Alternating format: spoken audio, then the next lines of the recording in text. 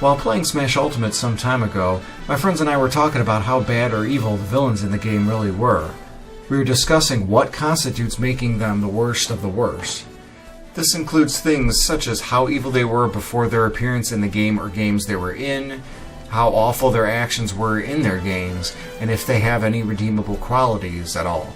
These acts of evil are judged not only in their series, but also in Smash Bros. Lore as well. This can apply to Melee's Adventure Mode, Brawl's Subspace Emissary storyline, and Wii U/3DS, and Ultimate's CGI cinematics. There are a few important rules that I'm putting in place here. First, I'm judging the villains that are playable without glitch or hack in Smash Bros. Ultimate. This means that while Dracula appears as a boss, he doesn't make the cut because he's not a playable character. Second, under this same rule, villains that appear as spirits in Ultimate or trophies in past Smash games also will not count towards this list. Third, assist trophies will not count as well, so villains such as Dr. Wily or Black Knight will not count. Fourth, Mii costumes are also out of the running, so no Heihachi, Team Rocket, Sans, and the like. And finally, alternate costumes that could represent other characters will not count as well. This means no Dark Link or Waluigi, though the latter was already not listable since he's out already for being an assist trophy. One thing to note is that much of what is included in this video is based on my own knowledge and experience playing many of these video games and the respective series. I have limited to no experience with Pokemon and Minecraft respectively, so I've asked Jason the 13th for help and background on the respective villains. I've also no experience with Tekken, so I've asked Runjin Run for his help on this one. So, without further ado, here is my list of the villains listed from least to most villainous. Meta Knight! He is in many multiple games in the Kirby series. Meta Knight is more of an anti-hero at worst and an honor-driven ally at best. I'm listing here in the villains section because he is the main villain in one of the sub-games in Super Nintendo's Kirby Superstar. His nefarious plot is to take over Dreamland because everyone is just too lazy. Beyond this, he's shown to both help and duel Kirby in his games. In the Subspace Emissary, he is briefly shown battling against Marth, but then the two quickly team up when a bigger enemy presents itself. He is presented as Kirby's nemesis in the beginning intro for King K. Rool's reveal trailer, but again, he's not really a bad guy per se. Evil level, 1 out of 10.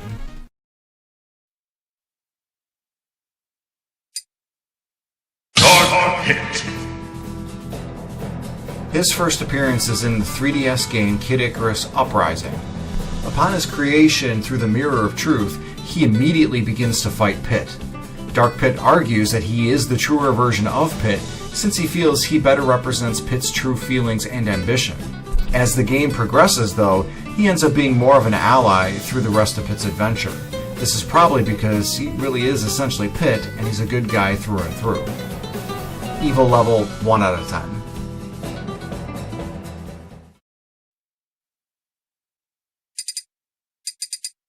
King DDD! He ends up being a prominent bad guy for Kirby in many of the games in the Kirby series. In the first game, Kirby's Dream Land, he steals all the food, threatening starvation for all of the citizens of Dreamland.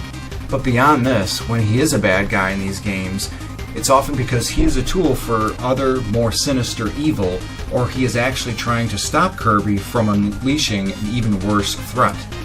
He does get kudos for attempting to fake out Smash fans during the King K. Rool reveal trailer. Now that was mean. It should be noted that King DDD's involvement in the Subspace Emissary via Smash Brawl actually saved countless heroes. Without his badges that allowed the heroes that wore them to be revived after a certain amount of time, all would have been lost. Overall, his behavior tends to be more lazy and food-loving than evil. Evil level, 2 out of 10.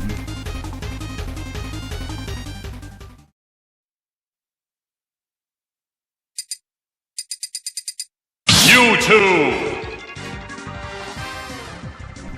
Now again, as a reminder, my experience with Pokemon is limited at best, so I'm deferring to Jason the 13th's knowledge here. Mewtwo is often shown as a villain in the Smash series. It is fought in the last event battle in Smash Melee along with Ganondorf and Giga Bowser. It also has an ominous sounding voice and wields dark power.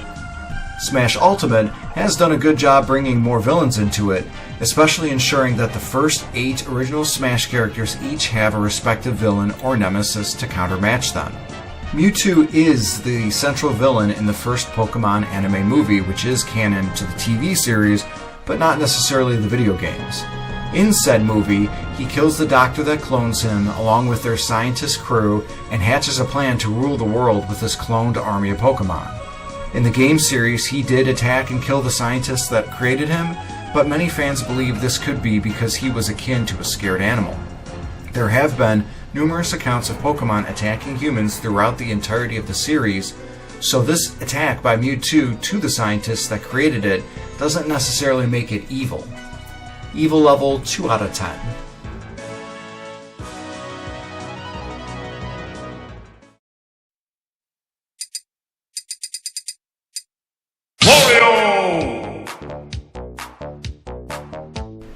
He has moved on from various villainous roles in the 90s to being more of an anti-hero in his own Wario Land and WarioWare series. Back when he was a villain, he stole Mario's castle in Super Mario Land 2 as retaliation for the way Mario treated him when they were younger.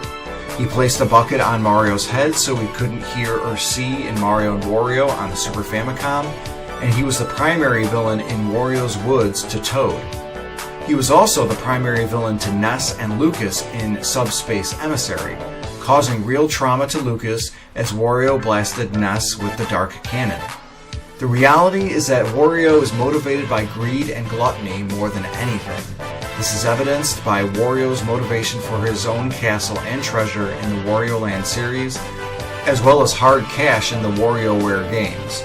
He does take the role as one of 4 playable heroes in Super Mario 64 DS, and also joins Mario and friends on nearly all of the Mario Kart games, sports games as well, and Mario Party games. Evil level 3 out of 10.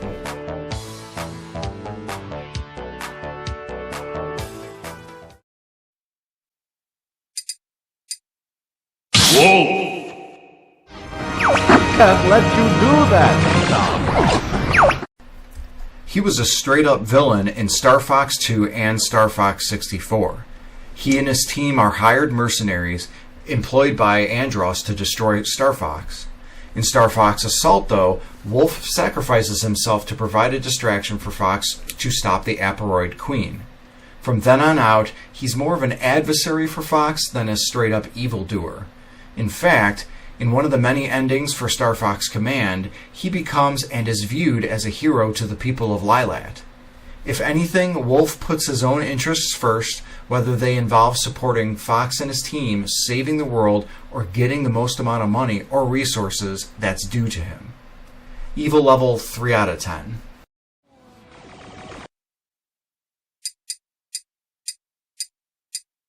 Zombie! Enderman! I know I said no alternate costumes, but I'm making an exception with them. Since they rolled both the heroes and villains into one character, I figured it was better to go over these for completion's sake. Like with Mewtwo and the Pokemon series in general, I'm relying on Jason the 13th for this one. Both of these enemies in Minecraft are more cannon fodder, the zombies especially. They in particular harass and attack the player mostly at night, forcing the player to find shelter until sunrise. In the Smash Ultimate trailer, it is shown to actually break through the safe spot and attack Steve. Endermen can appear in the day during certain conditions and only stares, attacking if provoked.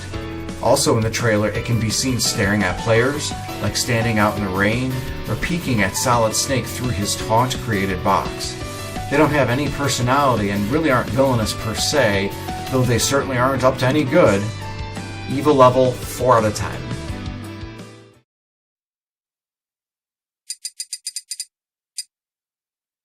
Piranha Plant! Much like the zombie enemy in Minecraft, the Piranha Plant is a fairly common enemy set in the Super Mario universe, appearing in nearly every Mario game. Unlike the zombie, though, is that it has some tactics to how it goes after Mario. It won't appear if Mario is standing on top of the same pipe it has made roots in. The fiery type will often look in Mario's direction and fire precise fireballs at him, and some even walk outside of its pipes, bouncing spike balls with its breath. Petey Piranha could be construed as a larger version of a Piranha Plant. He is a boss in Super Mario Sunshine and Smash Brawl, as well as Piranha Plant's Final Smash. Due to the commonality of it, and thus being one of many in Bowser's army, its motives can't really be seen as more than just being a detriment to Mario himself. He's also been known to help Mario, and well, really anyone who finds it, in later Mario Kart games as an item. Evil level, 4 out of 10.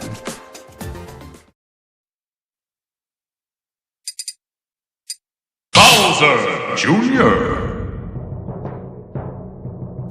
This little guy is first introduced in Super Mario Sunshine, trying to make sure Mama, Princess Peach, is not in the hands of the bad man Mario.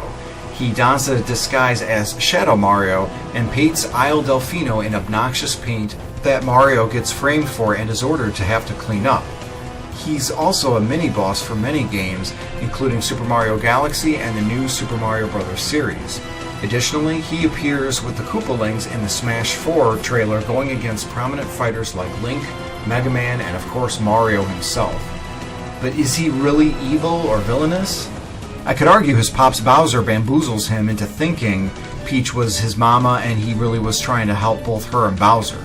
As he continues his appearance in subsequent games, it's clear he wants to help his father out, though whether or not it's because he enjoys making mischief or helping his father isn't totally clear.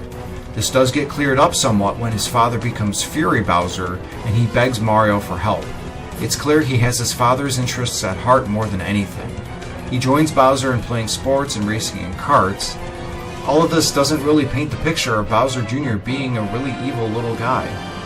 Evil level, 4 out of 10.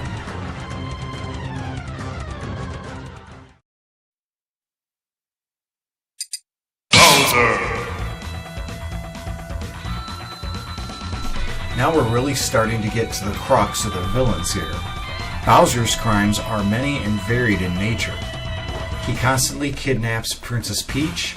He inflicts damage and destruction of many different buildings and properties in places like Mushroom Kingdom, Dinosaur Land, Delfino Island, and the like, and he turns citizens of Mushroom Kingdom into inanimate objects, places Yoshis into eggs, kidnaps fairies, and so on and so forth. And let's not forget the general psychological and mental trauma the citizens of Mushroom Kingdom feel when they see Bowser.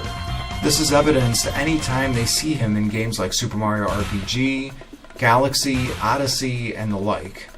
Bowser also was the final boss in Smash Melee's Adventure Mode, including his unique appearance in Smash only as Giga Bowser. He also was an on-the-field commander in Subspace Emissary, leading his minions to steal DK's Banana Horde, taking a page out of King K. Rool's playbook. His true villainy is bested here by Ganondorf, who double-crosses him and shoots him with a dark cannon. This at least tells us Ganondorf is the greater and or more evil villain. Bowser isn't all evil though, as he has some tendencies that show his heart. For example, when Reggie Fils-Aimé retired as the Nintendo of America president, he was ready to step up and lead Nintendo, at least until Doug Bowser stepped in. He also was a good guy in Super Mario RPG due to a greater threat in place that ousted him from his home. He also joins Mario and friends in playing sports and racing karts like his son. I do also wonder what Bowser's motivation is for kidnapping Princess Peach. In later games, such as Super Paper Mario and Super Mario Odyssey, Bowser even goes as far as trying to marry Peach. Is he trying to marry her because of an unrequited love? Is it so he can truly be the king in King Koopa? Is it so he can rule Mushroom Kingdom? Mario games aren't known for their storytelling or character development, so perhaps we'll never know. Evil level, 7 out of 10.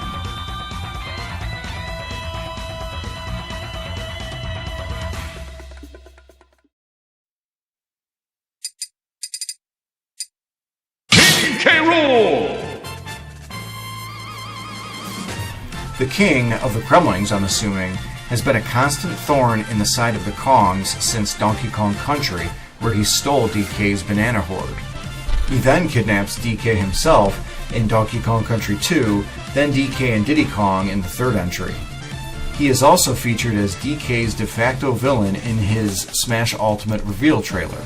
This goes back to what I said earlier in that Smash Ultimate featured the original 8 characters' nemesis from the first Smash game. Not much is known about K. Rool beyond his hatred for the Kongs.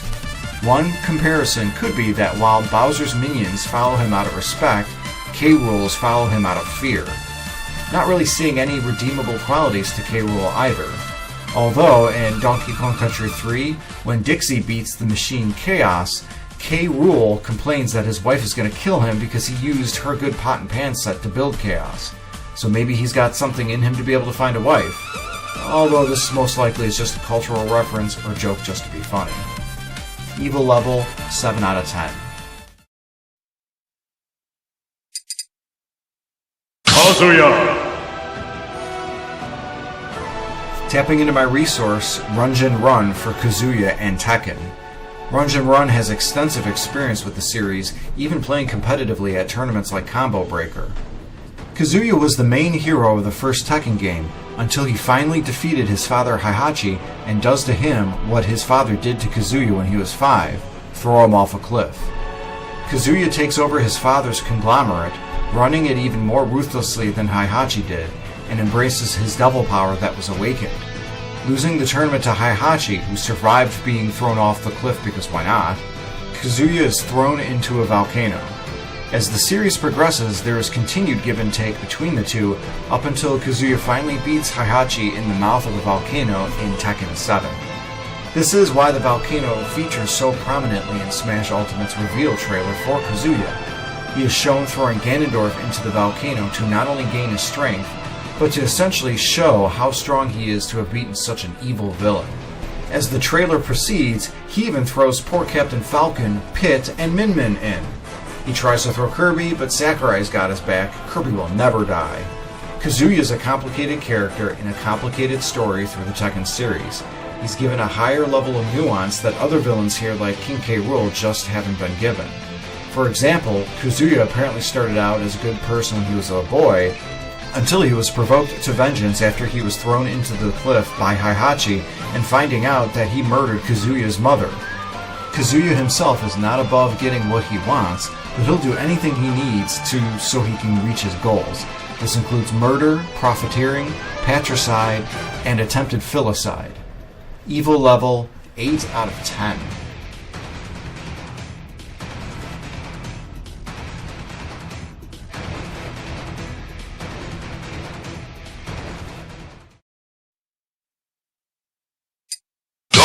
Samus!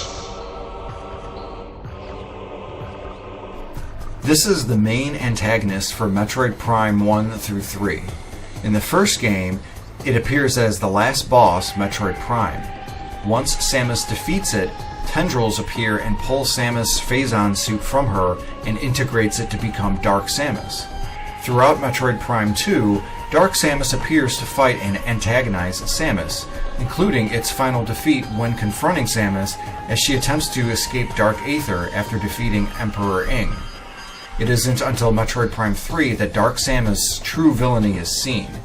It uses the Phazon radiation to control the minds of all the space pirates that come into contact with it. It also manages to control Samus' allies Rundus, Gore, and Gandreda, and even Ridley himself, though this is debatable. Dark Samus' ultimate plan is to spread Phazon throughout the universe via Leviathan seeds that get launched onto planets so it can control everything. Dark Samus' general behavior is dictated by a primeval and almost animalistic drive to survive, staying in the core of Talon 4 as Metroid Prime to feed off of Phazon, being attracted to the Phazon on Aether to recover from its battle with Samus from the first game, and its plan to spread Phazon not only to control all the life forms, but also to ensure there's enough Phazon to survive in the future. This last point shows forethought and planning ahead, which of course denotes higher intelligence. In Smash itself, it doesn't really have much of a presence in games before Smash Ultimate.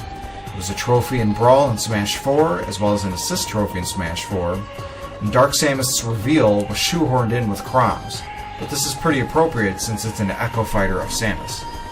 Evil level, 9 out of 10.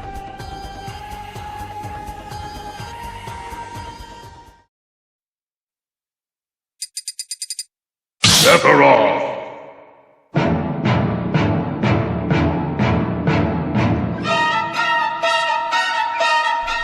Now we're getting into the truest and most villainous of villains here. What better way to kick off this highest tier of evil than Sephiroth, the antagonist for Final Fantasy VII? Sephiroth is a villain through psychological means, both directly and indirectly. First, in the world of Final Fantasy VII, he had garnered a reputation as having an exceedingly high amount of physical strength before his corruption at Nibelheim. This was even still evident whenever anyone at Shinra spoke about Sephiroth, and was visible to the player when they encountered the corpse of the Midgar Zolom on the way to the Mithril Mine. Secondly, Sephiroth constantly messes with Cloud's already fragile psyche in the first half of Final Fantasy VII. This takes the form of gaslighting Cloud by trying to convince him he's nothing but a puppet for him and Jenova, as well as convincing him that he wasn't at Nibelheim when Sephiroth burned the town. He also makes Cloud attack Aerith at Temple of the Ancients after the Black Materia is formed, and makes Cloud give him the Black Materia. Third, Sephiroth lost his own mental facilities as shown in the Nibelheim flashback. Upon discovery of the monsters at the Nibelheim Mako Reactor and reading all the research at Shinra Mansion, he believes himself to be nothing more than a test subject, which would explain his unnatural yet isolating strength. Finally, Sephiroth's reputation goes beyond even the realm of video games into the real world. All of this is predicated by the developers doing such a great job of instilling the sense of dread, fear, and wonder with Sephiroth. I remember the sense of shock I had when playing Kingdom Hearts 1 for the first time and finding out one of the extra battles was against Sephiroth. And even though he was voiced by NSYNC's Lance Bass, the fight itself was horrendously difficult. This psychologically intimidating element is featured in Sephiroth's Smash Ultimate trailer.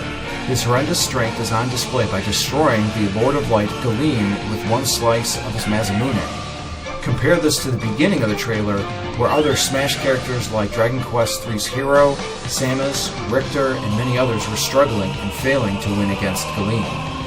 When Sephiroth is revealed, Smash fans don't even see that it's him. The instruments begin to play the theme One Winged Angel a full second before his form is seen in the distance, and 5 seconds before Cloud is shown, for the first time in a Smash CGI movie, recognizing and saying that it's him.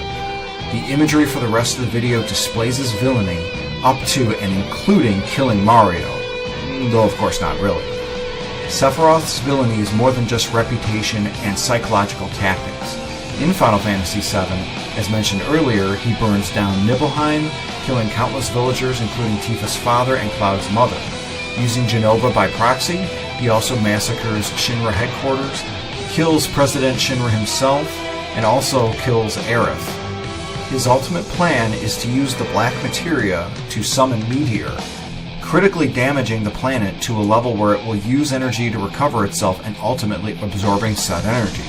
In the sequel movie Advent Children, he engineers the geostigma disease in the Lifestream, which kills countless people. Before he lost his mind, Sephiroth was known as a great, albeit solitary hero. I often wonder what would have happened if he had the correct knowledge of his actual birthright, that his mother was Lucretia and not Jenova, and that he was a normal baby but was injected with Jenova cells in utero, with all of this being stated to him by a rational mind, such as Professor Gast, Bugenhagen, Aerith, or so on. Learning about oneself through medical books can be an extremely cold way, especially if in this instance they were through experimental reports, all most likely written by Hojo, a literal mad scientist. Evil level, 10 out of 10.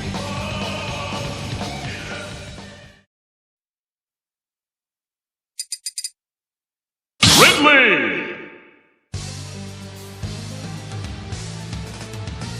While not as nuanced a villain as Sephiroth, there's still no argument to how evil and rotten Ridley is. He was Mother Brain's primary henchman and number 2 leader of the Space Pirates, where they plundered and pillaged many different worlds, up to and including experimentation as well as research on the Metroids and other life forms. While the manga's credibility for it being canon or not is up for debate, both it and art from Metroid Fusion states that Ridley killed Samus' parents in front of her. This easily makes Ridley a nemesis for Samus. All the versions of Ridley are powerful, vicious, and cunning. In Metroid 1/0 mission, he proves to be a difficult fight, along with his mecha version in Zero Mission if Samus finds all the game's items. In Metroid Prime 1 and 3, he's got a meta form which features mechanics to enhance his abilities. He's working to lead the Space Pirates doing research on Talon 4 in Prime 1 and is a lead henchman for Dark Samus in Prime 3. He's added in the Metroid 2 remake in a Proteus form, which acts as a sort of in-between for his Prime series meta and reverting back to his standard form in Super Metroid. In Super Metroid, he steals the baby Metroid Samus found in Metroid 2 and brings it back for experimentation to Zebes, the same planet Metroid 1 is on. Just like in Metroid 1 and especially Zero Mission, he provides a tough and unpredictable fight in Super Metroid. In Other M, Little Birdie from the bottle ship exhibited a high level of intelligence and viciousness. It keenly observed Samus, almost as if it knew who she was. Little Birdie evolves into the mystery creature, who kills one of the Galactic Federation soldiers, then escapes through a wall disguised as holographic scenery. It evolves once more, where it is revealed to be a clone of Ridley the whole time. Samus then has an oddly timed PTSD attack. I mean, come on. Samus has already fought and beaten Ridley 5 times at this point in the timeline, but then regains her composure to battle the clone. In Metroid Fusion, his X-infused corpse on the BSL space station makes for a short appearance but a difficult boss nonetheless. And that scream, oh! Overall, this proves he's evil down to his core DNA. Another example of his viciousness? He kills Mario and Mega Man in his Smash Ultimate Real trailer. Now, his getting controlled by Dark Samus in Metroid Prime 3 could speak to a vulnerability in his mental acuity, though technically nearly all life forms under Phazon in this game gets controlled, including Samus herself if she gets overloaded with Phazon. Regardless, Ridley is one of the worst and most evil villains in Smash and in video games overall. Evil level 10 out of 10.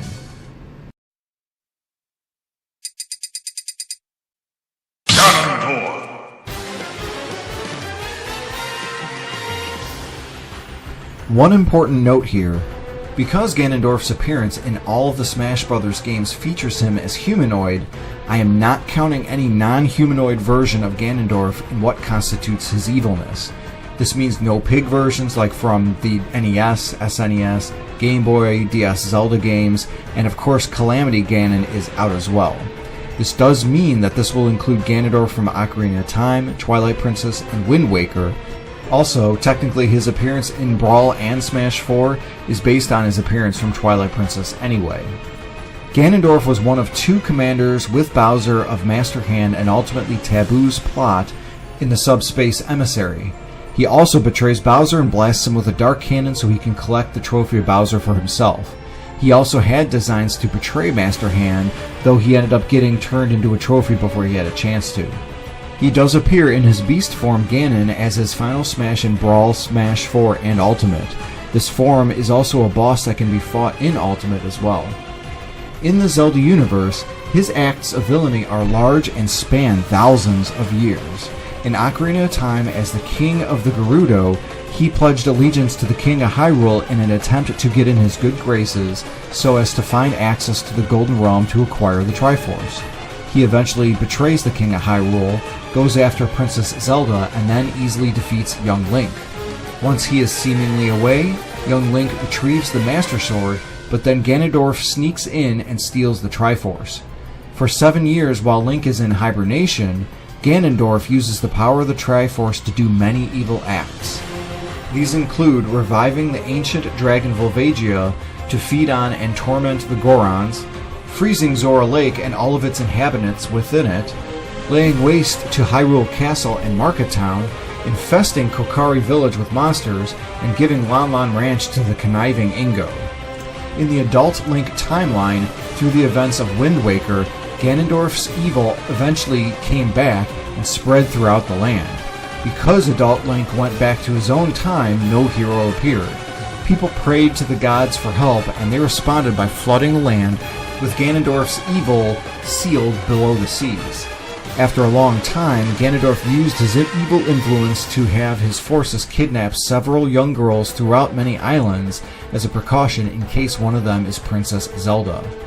In the Child Link timeline, through the events of Twilight Princess, immediately after Link's return in the Ocarina of Time, Ganondorf was ordered to be executed. Because he still possessed the power of the Triforce, he was unable to be executed. It was then decided he should be banished to the Twilight Realm. He even kills one of the 7 sages during the attempt to banish him there. After some time, Ganondorf gives Zant of the Twilight Realm part of his power so he can rise up, take over said Twilight Realm for himself, and attempt a takeover of Hyrule. This leads to Zelda unfortunately having to relinquish the fight and the throne, then be banished to one of the highest towers in Hyrule Castle. Ganondorf has no redeeming qualities. He is selfish, conniving, powerful, and only hungers for more power. It is interesting though, at the end of Wind Waker, once Link defeats the Ganon portions of him, Ganondorf laments his past.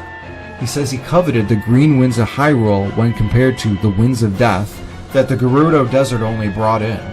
Way back to Skyward Sword, the first game in the Zelda timeline, it sets up the prophecy of Link, Zelda, and the great evil the former two must always fight.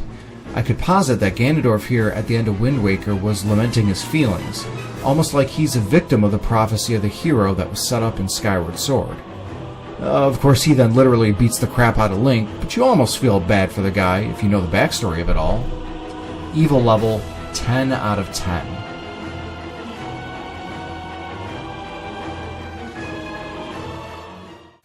So there you have it. We go from the least to most villainous characters in Smash Bros. Ultimate. It's no surprise that Sephiroth, Ridley, and Ganondorf come out on top. The deeds that they pull in their respective games really speak to the seriousness of the series that they come from more than anything, but it still doesn't take away the impact of what they've done. Now, who do you believe is the most villainous character in the Smash Ultimate roster? Let me know what you think in the comments section, like, and subscribe for more content. Thanks for watching and have a great day.